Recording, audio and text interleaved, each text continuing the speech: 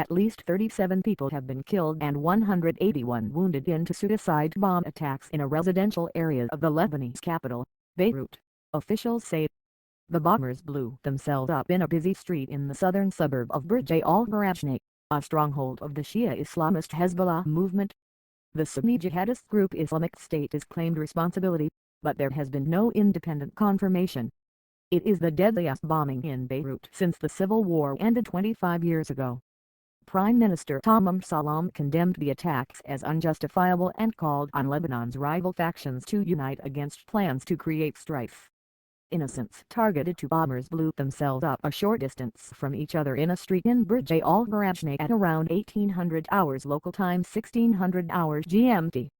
Image copyright Reuters image caption Both bombings were suicide attacks, and the body of a third would-be bomber was found nearby. One security source told the Associated Press that the first bomber detonated his explosive vest outside a Shia mosque, while the second blew himself up inside a nearby bakery.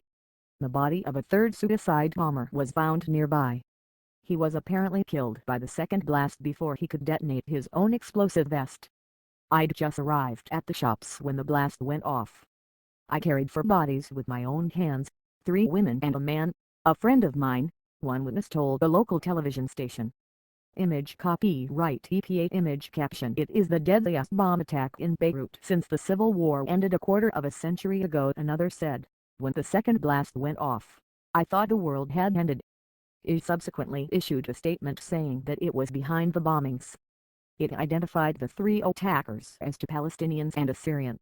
Hezbollah vowed to continue its fight against terrorists, warning of a long war against its enemies, according to the Reuters news agency.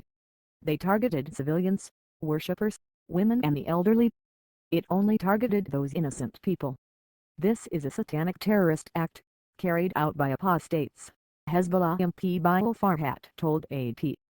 Image copyright Reuters image caption Prime Minister Salam condemned the attacks as unjustifiable. The group's stronghold in southern Beirut were the target of a series of bombings in 2013 and 2014, mostly claimed by Sunni jihadist militants. WHO denounced Hezbollah's decision to send fighters to neighboring Syria to prop up President Bashar al-Assad.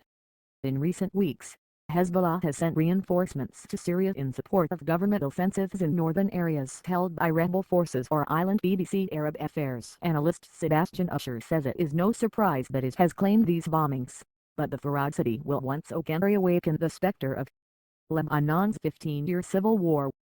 So far the country, locked in political stalemate and with a crisis over uncollected rubbish having mobilized mass protests in the summer, has managed to hold on to its fragile stability.